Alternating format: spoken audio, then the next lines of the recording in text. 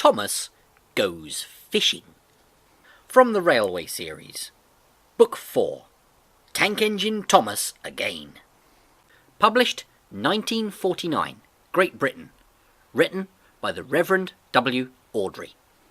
Thomas's branch line had a station by a river. As he rumbled over the bridge, he would see people fishing.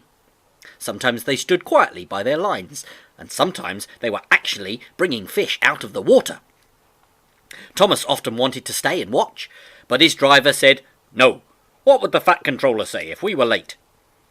So Thomas thought it would be lovely to stop by the river. "I should like to go fishing," he said to himself longingly.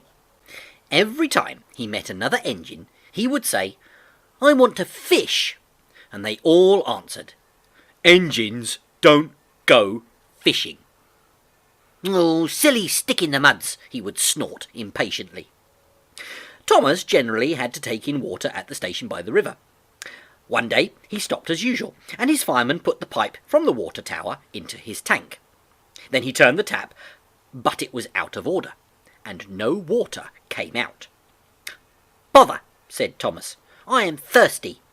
"Well, never mind," said his driver. "We'll get some water from the river." They found a bucket and some rope and went to the bridge. Then the driver let the bucket down to the water. But the bucket was old. It had 5 holes in it, so they had to fill it up, pull it up, and empty it into Thomas's tank as quickly as they could. "There's a hole in my bucket, dear Lizer," sang the fireman. "Never mind about Lizer," said the driver. "You empty that bucket before you spill the water over me." They finished at last. That's good," puffed Thomas as he started, and Annie and Clarabel ran happily behind. They puffed along the valley, and were in the tunnel, when Thomas began to feel a pain in his boiler, while steam hissed from his safety valve in an alarming way. "There's too much steam," said his driver, and his fireman opened the tap in the feed pipe to let more water into the boiler. But none came. "Oh dear," groaned Thomas, "I'm going to burst! They damped down his fire and struggled on. "I've got such a pain,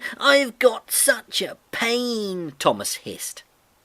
Just outside the last station, they stopped, uncoupled Annie and Clarabel, and ran Thomas, who was still hissing, fit to burst, onto a siding right out of the way. Then, while the guard telephoned for an engine inspector, and the fireman was putting out the fire, the driver wrote notices in large letters, which he hung on Thomas in front and behind. They read, "Danger. Keep away." Soon the inspector and the fat controller arrived. "Cheer up, Thomas," said the fat controller. "We'll soon put you right." The driver told them what had happened. "All right, so the feed pipe is blocked," said the inspector.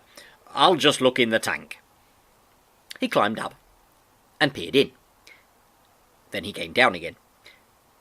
"Excuse me, sir," he said to the fat controller. "Please look in the tank and tell me what you see." "Certainly, Inspector." And so the fat controller clambered up, looked in, and nearly fell off in surprise. "Inspector," he said quietly, "can you see fish?" "Good gracious me," said the inspector. "How did the fish get there, driver?" said the fat controller. Thomas's driver scratched his head. "Oh, we must have fished them out of the river." And then he told them about the bucket. The fat controller laughed. "Well, Thomas, so you and your driver have been fishing. But fish don't suit you. We must get them out."